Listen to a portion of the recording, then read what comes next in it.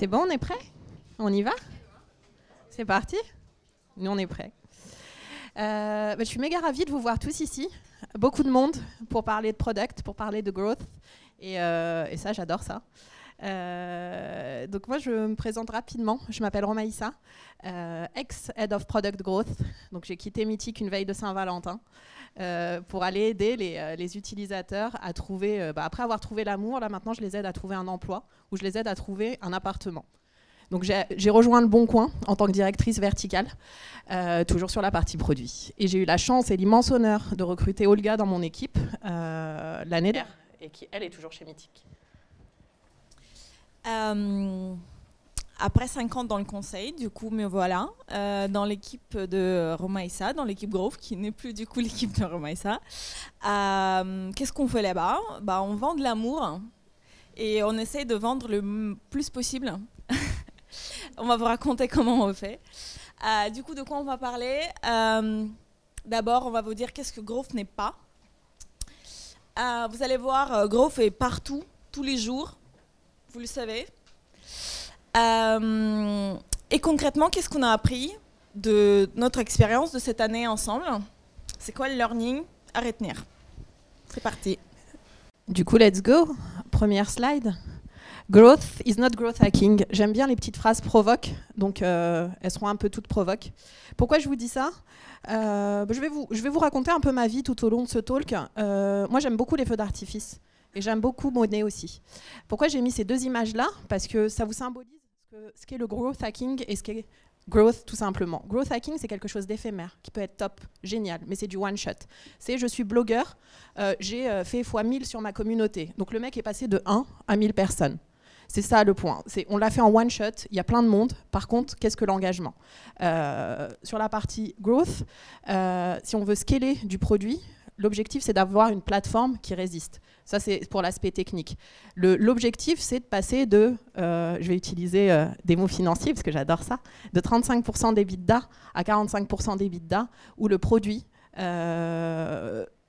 contribue à hauteur de 1 million. Donc, comment on fait ça? Et ça, c'est sur du long terme. Donc, la différence fondamentale entre les deux, c'est que vous avez un one-shot et vous avez quelque chose qui se construit sur la durée. Et ça, c'est une des différences fondamentales entre les deux, et c'est celle que je tiens à rappeler ici. Deuxième point, growth is not only marketing. Pourquoi? Vous n'allez pas y échapper. Pour la deuxième fois de la soirée, vous avez deux petits tunnels. Le marketing, dans ma définition et celle qu'on a donnée à l'équipe, c'est les premières parties du funnel. Donc, comment faire connaître la marque? Comment acquérir un maximum d'utilisateurs? Le growth va aller frapper sur l'ensemble des points sur ce tunnel. Donc, depuis à quel moment en fait je fais connaître ma marque jusqu'au moment où l'utilisateur dit ok, c'est génial, Mythic c'est top, Le Bon Coin c'est génial, je le partage sur mes réseaux sociaux. Donc c'est là la différence fondamentale entre les deux. L'autre point, le marketing va se focaliser sur de la brand awareness et de l'acquisition. Donc combien d'utilisateurs je vais mettre sur mon site. Growth, on va se concentrer vraiment sur un KPI à changer. Et c'est là où la magie arrive, en fait. C'est à partir du moment où vous vous dites, moi, je veux faire augmenter ma stickiness, donc sur la partie rétention. Je veux augmenter l'activation. C'est là-dedans que vous arrivez à vous concentrer et vous allez chercher les différents leviers pour le faire. Et c'est là la différence fondamentale entre les deux. Le dernier point, c'est en termes d'organisation. Du moins, là, je parle dans les structures que je connais, assez grosses. Le marketing est souvent dissocié du produit. Growth, dans le cas de Mythic notamment, j'ai eu la chance et l'immense honneur de travailler avec un binôme au produit, et en fait on était une seule et même équipe, et ça a fait la différence en fait sur nos résultats. Growth is not product. Dernier point de provoque. Globalement, pourquoi je vous raconte ça? Parce que le produit, dans une organisation telle qu'il en existe sur le marché, va créer la core value. Donc qu'est-ce qu'on fait avec ce produit-là? Comment on s'en sert? Qu'est-ce que ça va donner comme bénéfice utilisateur? Si Growth était totalement à part, on se dit ok, moi je veux le maximum d'utilisateurs. Ça c'est le côté égo du produit. Je veux le maximum d'utilisateurs qui utilisent cette core value-là. Et du coup, les deux vivent en silo. Là où la magie arrive, c'est quand vous mettez les deux dans la même équipe. Et là, on se dit, moi je veux un maximum d'utilisateurs qui arrivent sur ma plateforme, qui utilisent, surtout qui reviennent. La stickiness est un des facteurs les plus importants dans le monde du web. Et surtout, si vous êtes un business payant, comme ceux pour lesquels je bosse, qui payent pour la value for money et qui la voient. Et surtout, que ça soit inscrit dans un consumer journée super clair et pas juste avec des dark patterns. Et du coup, on va vous raconter un peu notre vie, parce qu'il y a plein de boîtes qui font du growth. Et ça se sent tout au long d'un parcours utilisateur. Je vais commencer. Je vous raconte mon histoire. Hier matin, j'étais en retard, comme beaucoup de matins. Et puis, je prends le métro depuis quelques temps, ce qui n'était pas le cas quand je bossais pour Mythique. Et là, fail, le métro ne fonctionne pas. Qu'est-ce que je fais? Je lance mon application Uber parce que j'étais vraiment en retard. Et là, je vois, du coup, Uber Eats. Olga, ça te dit quelque chose? Vite fait, je n'ai pas utilisé. Rapidement. Uber Eats donc, a été lancé par Uber et c'est un lien de ce qu'on appelle du cross-sell. Donc, profiter de sa marque Uber pour aller envoyer du trafic de façon quasi gratuite, parce que le coût d'acquisition, il est amorti par Uber, sur Uber Eats. Et vous verrez que ça m'aura bien servi après tout le reste de ma journée. 9h, qu'est-ce qui se passe? Je suis dans Uber.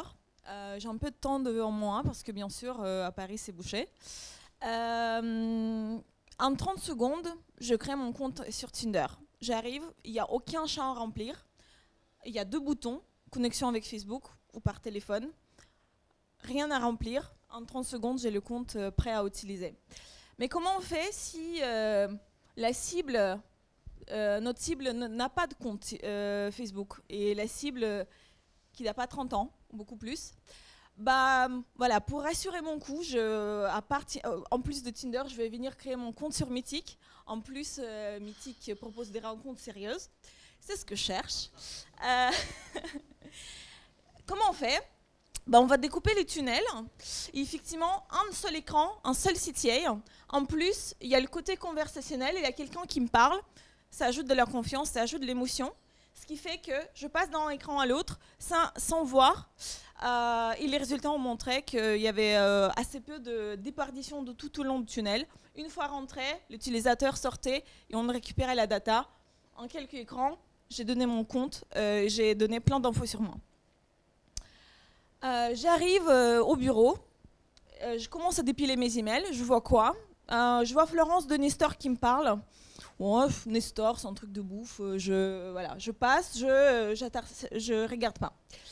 11h30, je commence à avoir un petit creux. Qu'est-ce que je vois? Le déjeuner est prêt. Comment ça, j'ai rien commandé, moi? J'ouvre, je vois quoi? Je vois que c'est Nestor qui me parle, qui me propose un menu sympa. Effectivement, j'ai rien commandé, mais le menu a l'air sympa.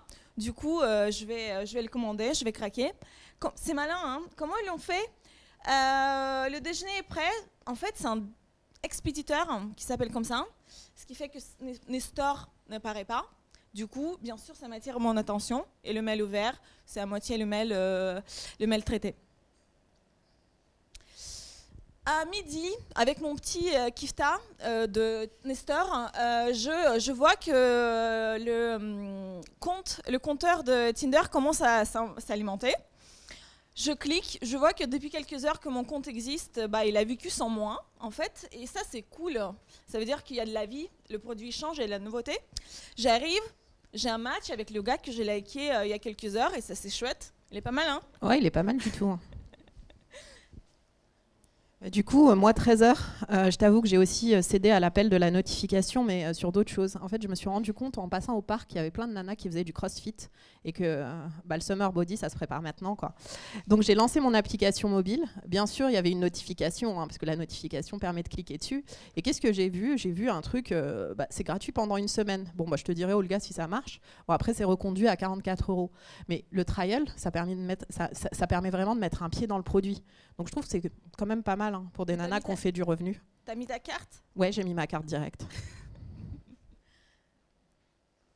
Bon, 18h30, je vous avoue que je fais un peu de sport quand même. Donc je me suis dit, allez go, c'est l'heure d'aller à la boxe. J'ai lancé ma playlist. J'ai lancé Spotify plutôt. Et là, je me suis rendu compte que Spotify me connaissait un peu mieux même que mes copines. Parce que bam, du Beyoncé. C'est exactement ce qu'il me fallait à ce moment-là. Et tout ça pour vous dire, et ce que je racontais à Olga, c'est que growth, c'est bien, hein. On se parle de plein de notifications d'emails, mais par contre, quand on veut devenir puissant, l'algorithme, ça devient un truc fort. Et le fait que Spotify personnalise mon expérience sans que je demande rien à personne, ça me fait venir, ça me fait revenir, et ça me fait conseiller le produit à tout le monde. Le fameux Uber Eats. Après 45 minutes de CrossFit et de boxe, Je me suis dit, bon, il fallait manger. Et là, la flemme, comme tout le monde ici, je pense que vous connaissez tous ce syndrome. J'ai lancé l'application Uber Eats, dont je t'ai parlé, Olga, et franchement, c'est génial. Parce qu'en gros, comme j'avais un compte Uber, j'ai rien rempli. Ils ont récupéré toutes mes infos d'Uber et j'ai commandé en 2 secondes. Donc je peux te dire que j'ai testé un autre Kefta qui est pas mal. Je suis chez moi. Là maintenant, j'ai le summer body après le CrossFit. Je peux... Bon, après Kefta, pas vraiment, mais... je vais regarder mes vacances. Je n'achète rien. Je regarde juste.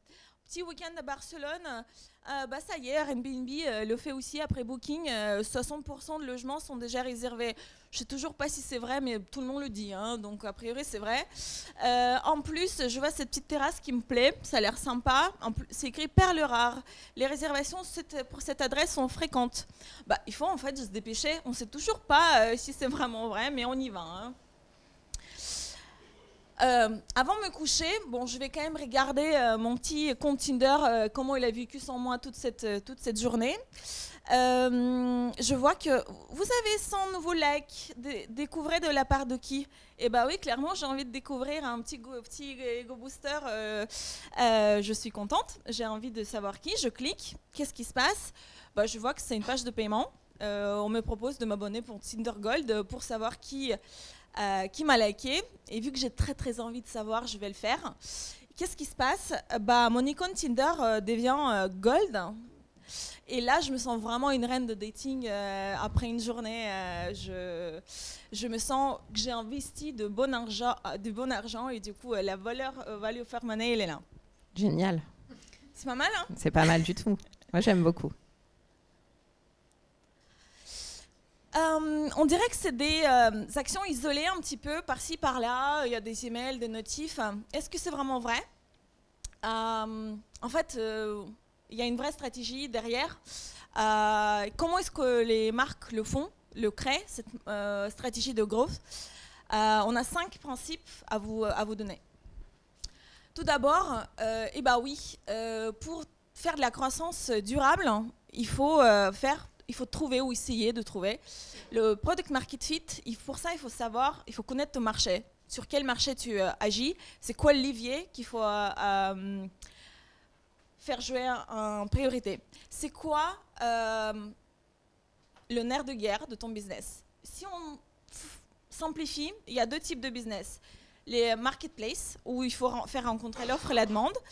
Et ça veut dire quoi? Ça veut dire que si je suis utilisateur, je cherche un aspirateur Dyson, j'ai envie absolument de trouver mon aspirateur. Et s'il n'y en a pas, s'il n'y a pas d'offre, je vais partir. Ça veut dire la liquidité et le nerf de guerre. Il faut d'abord venir driver l'offre avant de driver la demande. Une fois l'offre est validée, on va aller chercher de la demande, faire de l'acquisition. Une fois les deux sont verrouillés, après on va aller chercher la stickiness, la rétention pour les business d'abonnement ou du repeat pour les business sans abonnement. Mais avant l'offre et la demande, bien sûr, on ne peut rien faire. Deuxième type de business, c'est tous les autres types de business, type Netflix, Spotify. Le nerf de guerre ici, ça va être la stickiness. Est-ce que ton produit est suffisamment sticky? Est-ce qu'il y a la récurrence d'usage? Est-ce qu'il y a du repeat? Spotify, on a vu, Algo, la recommandation qui va driver la reconnexion et va driver la rétention. Une fois on a validé ça, après on peut amplifier avec de l'acquisition le haut du tunnel, mais sans ça, en fait, c'est remplir le binoir qui va se vider toute seule. Un petit exemple qui va peut-être être parlant. Qui connaît Lydia? À peu près 80%, 90% de la salle. Qui utilise Lydia plus une fois par semaine? Ok, peut-être 15-20%. C'est un exemple assez parlant qui montre que s'il n'y a pas suffisamment de repeat d'usage, qu'il n'y a pas de stickiness très haute, le haut du tunnel, la notoriété, ça ne va pas vraiment suffire pour driver, amplifier cette récurrence d'usage. Deuxième point important, on descend encore un peu plus dans notre funnel et dans ce qu'on a appris. Et on parle d'effet systémique en fait. Effet systémique en économie, c'est globalement quand on a un impact sur les banques, qu'elles ont perdu beaucoup d'argent, vont augmenter les taux d'intérêt, donc elles vont moins donner d'argent et moins prêter, et du coup on va acheter moins d'appartements. Donc ça c'est un exemple d'effet systémique. Si on le rapporte au niveau du produit, c'est méga intéressant, parce que vous allez jouer un peu à Docteur Maboul, si vous vous rappelez de ce jeu-là. Je vous prends un exemple concret. J'arrive un matin, je vois un drop, donc une baisse de la conversion. Si je ne connais pas mon effet systémique, je vais passer la journée à essayer de comprendre ce qui se passe. Si je connais mon effet systémique, dans un business que j'appelle un peu un business de consumer journée, donc ça peut être du dating, de l'immobilier, de l'emploi, où je suis concentrée sur ma recherche pendant 3 mois, et après je veux absolument partir, je me dis que là-dedans, pour que ça marche bien, il y a plusieurs leviers. Il y a le levier de, comme le disait Olga, de tout ce qui est algorithme et recommandations et offre et demande, qui est méga important. A priori, mon algo ne change pas dans la nuit. Donc globalement, c'est pas ça qui risque d'impacter cette baisse de conversion brutale. Il y a mon acquisition. Si j'ai pas de personnes sur mon site, bah, il risque pas de convertir. Et puis, il y a ma reconnexion. Dans beaucoup de business, la reconnexion est principalement drivée par des push notifs et par de l'email. Et bien là, souvent, quand on regarde, on check, et puis il y a un de mes emails qui partait pas. C'est mon email, mon rendez-vous du matin, et du coup, qui a entraîné un drop de la conversion. Et en fait, si je connaissais pas ces liens de cause à effet, j'aurais passé la journée à chercher, je me serais trompée. Et donc, c'est méga important, en fait. Un produit, c'est un peu comme un enfant. Il faut en connaître les moindres effets, les moindres petits trucs. Il faut savoir d'où ça peut venir et aller décortiquer la pelote à chaque fois. Et ça, c'est un des learnings les plus importants que moi, je trouve, et que j'ai apporté à l'équipe sur ces sujets-là. L'autre point, et ça c'est méga important, quand on veut faire du product growth, l'idée c'est pas d'aller multiplier plein de petits trucs. L'idée c'est d'aller taper fort et vite. Typiquement, si on veut jouer sur de la stickiness, on peut travailler sur plein de facteurs. On peut se dire, bon allez, je vais sortir mon canon d'email et mon canon de push et boum, tout le monde va se reconnecter. Oui, ça dure un temps. Je peux dire, je vais faire du retargeting et du coup, la paire de chaussures Sarenza, je vais la revoir partout. Oui, ça marche bien. Mais par contre, si on veut aller encore plus loin, un algorithme bien fait, bien puissant, qui vous pousse le bon produit au bon moment, bah là, tout de suite, on fait la différence et c'est game changer. Et en fait, ce qui est intéressant dans la logique de pragmatisme, c'est de se dire quel est mon plus gros levier que je peux aller activer rapidement, fort, pour faire la différence et prendre de l'oxygène pour derrière aller optimiser. Si vous travaillez dans le web, vous savez que la data, il y en a partout, il y en a trop. Moi, ça m'est déjà arrivé de chercher... diguer dans la data pendant des heures et de rien globalement rien trouver. Comment on fait pour hiérarchiser la data et savoir ce qui est important, ce qui n'est pas important? Bah oui, de mixer le quali et le quanti. Et vraiment, l'un ne peut pas vraiment vivre sans l'autre. On ne peut pas utiliser l'un sans l'autre. 2 exemples. Avant de lancer la feature, on a fait un test utilisateur qui a prouvé qu'une des cohortes d'utilisateurs était réticente à l'usage. On se dit, qu'est-ce qu'on fait? On lance pas? On a pris le risque, on a lancé. Et les data ont montré que cette tranche d'âge, cette cohorte, utilisait le feature encore plus que les autres. Qui prouve que parfois, il y a l'inertie, il y a la réticence au changement. Et donc, parfois, il faut prendre le risque. Et c'est les data qui ont prouvé qu'en réalité, l'utilisateur, il a bien pris l'habitude de l'utiliser, cette feature. Deuxième exemple, baisse de conversion suite au changement de rate card, de page de paiement. J'aurais pu diguer les semaines dans la data sans rien trouver. Et en quelques heures, avec les tests utilisateurs, on prouve que c'est la data, l'information qui manquait à l'utilisateur et on n'aurait pas pu trouver ça dans les data. Dernier point,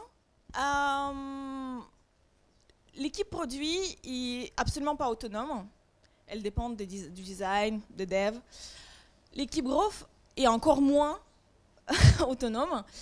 Pour avoir une bonne idée, il faut travailler avec l'équipe marketing, l'équipe brand, l'équipe analytics. Pour coster les ROI, savoir s'il y a du retour sur investissement, c'est la finance qui va nous aider. Bien sûr, pour réaliser cette idée, il faut du UX, il faut les développeurs, bien sûr. Une fois c'est live, on va monitorer, on va savoir si ça marche, et la boucle est bouclée. Analytics va nous aider là-dessus. Tout ça pour dire que si il n'y a pas des synergies entre les équipes, ça ne marchera pas, l'équipe Growth ne peut rien faire. On est assez persuadé que dans l'équipe Growth et l'équipe produit, c'est vraiment ensemble, ça ne peut pas être divisé, parce que sinon on risque de se tromper de bataille. Et c'est comme ça qu'on procède pour bien choisir les batailles et aller avancer. Et on a, dans les différents articles qu'on a lus, il y avait cette phrase qui était assez cool. C'est "The growth team need to be successful at blending product, engineering, marketing, data skills into the tight Knight team." Et ça, c'est vrai. Vous avez l'impression que c'est beaucoup, mais c'est le quotidien de beaucoup d'équipes. Et en fait, c'est vraiment une histoire d'humain, c'est une histoire d'équipe, c'est une histoire de rassembler les gens autour de votre projet qui fait que la magie arrive à un instant. Donc, en un an, et l'histoire continue. Hein. En un an, nous, ce qu'on a compris, c'est que globalement, il faut connaître son marché. Il faut savoir ce que c'est. Ça paraît basique comme ça. Mais au-delà du marché, c'est de se dire, sur quel levier, quel est le levier le plus important chez moi et travailler dessus. Comprendre l'effet système, parce que sinon, vous allez perdre un temps monstre et vous n'allez pas attaquer les problèmes dans l'ordre qu'il faut. Le troisième point, c'est d'agir de façon méga pragmatique, en fait. On tape gros. Et en gros, faire du growth, c'est pas rajouter uniquement une notification, ça fait partie. Il faut aller taper de l'algorithme, des pages de paiement, une acquisition qui est de plus en plus intelligente, parce que si vous poussez un produit qui est pour les 18-25 et qu'en fait, vous avez une acquisition de 30-35, ça ne marchera pas. Et ce n'est pas un souci produit. Et du coup, l'acquisition doit être aussi le nerf de la guerre pour faire avancer le produit. Les deux derniers points, c'est de se dire que globalement, la partie data est méga importante. Souvent, on me disait, mais comment tu sais? Comment ton équipe sait? C'est juste que, en fait, comme on connaît les effets systémiques et qu'on connaît par cœur les reports à regarder, on connaît par cœur les KPI qui fail, on regarde la data à longueur de journée. Au bout d'un moment, on sait d'où ça vient en fait, et on n'a pas besoin de perdre de temps. Les insights utilisateurs sont méga importants, parce que comme disait Olga, on peut diguer des heures, mais en fait, parfois il faut juste un insight en disant non mais ton bouton en fait il est illisible. Et c'est aussi simple que ça. Et le dernier point, comme je vous le disais, et moi c'est un des gros learnings, et je remercie beaucoup, que ce soit l'équipe produit ou les autres équipes de m'avoir appris ça, c'est que globalement, tout seul on fera rien. Et je vous remercie beaucoup. Et je vous laisse poser des questions, si vous en avez besoin.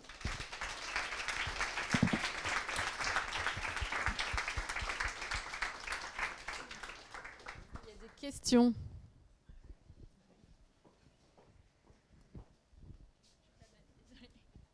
Merci pour votre partage de connaissances.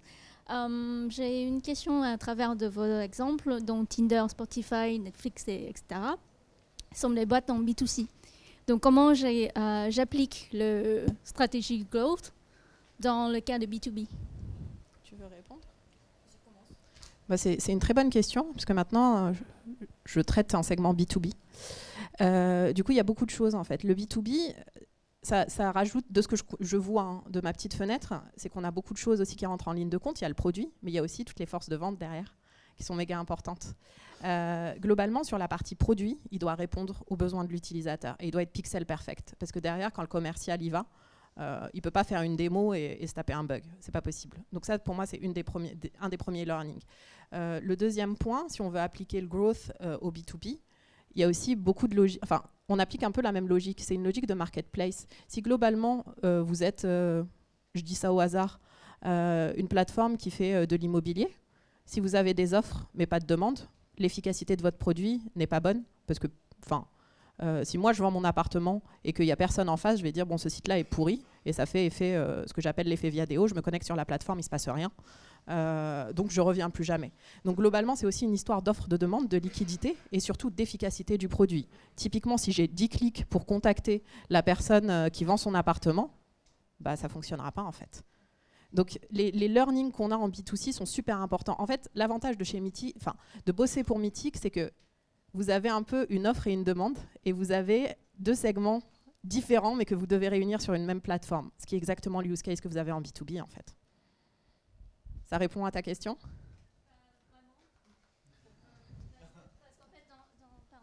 Dans mon cas de B2B, c'est que je vends mon produit à un client. Derrière, ce n'est pas forcément la même personne qui utilise, parce que ce sont des utilisateurs qui utilisent la plateforme. Ouais. Et donc, j'ai tout comment dire, la politique d'acheteur Ouais. versus utilisateur. Donc les utilisateurs ne sont mes clients finaux, en quelque sorte. C'est pas eux qui payent. Ouais. Et donc Mais c'est eux qui consomment le produit. c'est eux qui consomment le produit, c'est pas eux qui décident d'acheter. D'accord. Malheureusement. Mais par contre, le produit doit être conçu pour eux. Donc celui qui achète, Qui qui va le conçu- driver. Qui est conçu pour eux, qui est drivé par le prix, par les acheteurs. Bien sûr. Donc là, en fait, en gros, pour moi, hein, je le vois d'une fenêtre très... j'ai pas la prétention de dire que j'ai la solution. Pour tes acheteurs, ce qui va driver ta décision, c'est ton prix, en fait. Et ton utilisateur final reste l'utilisateur, enfin, reste la personne qui utilise vraiment le site. Donc c'est elle, c'est cette personne-là que tu dois convaincre à travers ton produit. Et ta personne intermédiaire, tu la convaincs à travers ton pricing. Donc toute la partie growth appliquée au pricing va être adressée à ton décideur. Et la partie growth appliquée au B2C va être adressée à ton utilisateur final. Enfin, moi, c'est une vision très personnelle des choses. Bon, merci pour la présentation. Il faudra qu'on parle du B2B en startup, parce que je suis aussi en startup B2B. Mais alors moi, j'ai 2 questions en une. La première, c'était quoi le plus grand changement, on va dire, entre ton enfant à Mythique et ton enfant au Bon Coin, en termes d'effet network effect? Et la deuxième question, c'est, je pense que pas mal de monde se le pose, et vous avez touché un super point, c'est comment tu découvres tes effets systémiques dans ton produit, je dirais en base. Je réponds à la première question et tu réponds à la deuxième, comme ça. Alors, en fait, figure-toi qu'en arrivant, je me suis dit, oh, business différent, je vais rien comprendre. C'est pas totalement faux, mais c'est pas totalement vrai non plus. En fait, je m'explique, c'est pas totalement vrai parce qu'en fait, on est sur ce que j'appelle c'est ce que je vous disais de la consumer journey product. Je cherche un mec, je cherche un appart, je cherche un emploi. Il y a des caractéristiques assez similaires. C'est que, il y a un effet boom à un instant T. Si on reprend le James Bond effect, bam, j'ai plus de taf, faut que je trouve un taf. J'ai plus d'appart, faut que je trouve un appart. J'ai plus de mec, faut que je trouve un mec. Donc il y a le coup de massue qui arrive. Après, je me connecte sur une des plateformes et je me dis, waouh, il y a de la demande, c'est génial. Enfin, ou de l'offre, ça dépend de ce que je cherche. C'est top, c'est génial. Après, j'ai les premières déceptions. Donc un entretien qui fail, un date qui fail, un appartement qui n'a pas de lumière. Et après, je rebondis. Et en fait, dans une logique de consumer effect, on rentre à peu près dans le même tunnel. Ce qui va changer, c'est que effectivement, les cibles ne sont pas les mêmes. Un homme, une femme, pour Mythique, un chercheur d'emploi et un employeur qui peut être... Mais là, je découvre ce métier-là qui peut être... Mais ça peut être plein de typologies et de personas différents. Et un demandeur, quelqu'un qui cherche de l'emploi, enfin quelqu'un qui cherche un appartement, et derrière des personnes qui vendent des appartements. Donc ça, c'est les points communs. La différence, c'est que quand vous êtes sur un business comme Mythique, vous touchez à une variable méga émotionnelle. Donc c'est pas objectif en fait. Là où quand on va dans un appartement, il y a effectivement une variable objective qui est, il correspond pas au nombre de mètres carrés, il n'y a pas assez de lumière parce qu'il est au premier étage, et une variable émotionnelle. Et en fait, la différence que j'ai vue, c'est cette graduation en fait dans l'émotion. C'est que je suis passée d'un business totalement émotionnel à un business où il y a de l'émotionnel de façon différente. Ça répond à ta question? Pour la deuxième, je me suis posé la même question il y a peut-être quelques mois. Mais comment on fait vraiment pour découvrir qu'est-ce qui impacte quoi? Quand je suis arrivée dans l'équipe Growth, j'ai commencé à travailler sur le bas de tunnel. Revenus, les offres, pricing, tout ce qui touche vraiment la conversion vraiment en bas du tunnel. Et on a fait plein de trucs et je me rendais compte que, mais en fait, je voudrais que ça impacte mieux, qu'il y a plus de résultats. Et je me disais, mais peut-être parce que en travaillant juste le bas du tunnel, ça marche pas. Et en fait, ça commence avec une question un peu basique. Mais les gens, ils cherchent quoi sur la plateforme? Chez nous, ils cherchent à avoir des likes, ils cherchent à avoir des conversations. Et là, je me rends compte, ce qu'on appelle chez nous de l'activité, et on se rend compte que s'il n'y a pas d'activité, la personne ne va jamais convertir parce qu'il est sur la plateforme pour ça. Et c'est comme ça qu'on se rend compte, la personne cherche quoi, qu'est-ce qui impacte ses décisions. Et l'activité est le nerf de guerre chez nous pour driver cette conversion. Cette liquidité, et l'activité est impactée par les liquidités. Et c'est juste en tirant le trait un petit peu, pour avoir de l'activité, il me faut quoi? Il faut plus de gens sur la plateforme qui vont créer cette activité. c'est un petit peu en analysant tout ton tunnel et en faisant des tests, parce que si tu changes un truc et rien ne se passe, ça veut dire que tu es au mauvais endroit. Ouais. Nos problèmes. Et ben, pour rajouter à ça, comme on a appris aussi dans la douleur. Parce qu'à un moment, quand vous avez ce qu'on appelle une war room, donc un KPI qui décroche et on ne sait pas d'où ça vient, bah, au bout d'un moment, on apprend en fait. Et on sait que, je sais pas, par exemple, un email n'est pas parti. Il y a une espèce de checklist qu'on s'écrit au fur et à mesure. Et moi, je suis un peu joueuse sur le sujet. J'ai laissé l'équipe la découvrir au fur et à mesure. Donc je l'ai jamais donné. Mais l'équipe l'a découvert au fur et à mesure en se disant ah mais du coup, s'il y a cet impact-là, c'est ce truc-là. Et ce que j'ai adoré, c'est qu'à la fin, quand je partais, du coup, je les voyais regarder le truc en disant bon, bah, il y a un drop de l'activité sur le site, d'où ça vient, et d'aller regarder directement là où ça faisait mal, en fait. Et c'est là-dedans, c'est qu'à un moment, vous connaissez votre produit par expérience parce que vous l'avez construit, parce que vous avez travaillé dessus, parce que vous avez poussé toutes les features, et vous savez là où ça fait mal, en fait, là où le bas blesse. J'adore cette expression parce qu'elle est totalement vraie dans le cas d'un produit. Et c'est comme ça qu'on apprend aussi. On va prendre une dernière question, s'il y en a une.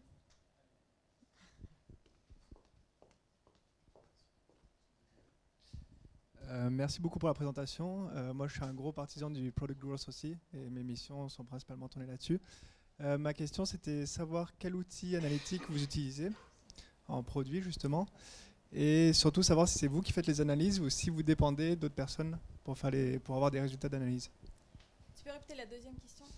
Savoir si c'est vous qui faites les analyses directement ou si vous dépendez d'autres personnes qui font les analyses et qui vous donnent des rapports. On a deux outils. L'outil qu'on utilise principalement, c'est l'outil in-house qu'on a fait. En fait, on est chanceux, on a principalement de la data loguée. Ça veut dire que l'utilisateur donne tout type de data qu'il peut nous donner. On pose beaucoup de questions. Ce qui fait que on connaît tout sur lui. Il le fait dans notre univers. On n'a pas besoin vraiment de Google Analytics ou d'autres types d'analytics, même si on utilise justement le deuxième outil, c'est GA, qu'on utilise un petit peu pour un petit peu diguer encore plus au niveau plus granulaire sur la navigation surtout. Donc c'est in-house, donc c'est fait avec nos équipes tech. Qui utilise du coup cette data? On est assez data-driven quand même dans l'équipe. Ça veut dire que la plupart des analyses, on fait nous-mêmes. On a accès à tous les outils. On sait comment c'est construit, on sait d'où vient la data. Et du coup, on regarde principalement, c'est le petit café quart d'heure, une demi-heure, voire une heure de tous les jours. On passe avec la data. Et après, s'il faut diguer encore plus, faire les analyses vraiment profondes, on va aller demander de l'aide aux équipes analytics qui vont nous aider à encore mieux comprendre les effets systémiques, qu'est-ce qui impacte quoi. Mais au niveau macro, on est assez indépendant, autonome. Tu veux ajouter ? Non, je disais juste, je refais un petit passage d'évangélisation. La data, c'est la clé. C'est méga important d'un point de vue produit et je suis méga contente en fait d'avoir instauré ce café data qui est pas funky en apparence mais c'est génial en vrai. Tu deviens addictif un petit peu. Merci. Merci beaucoup à vous deux.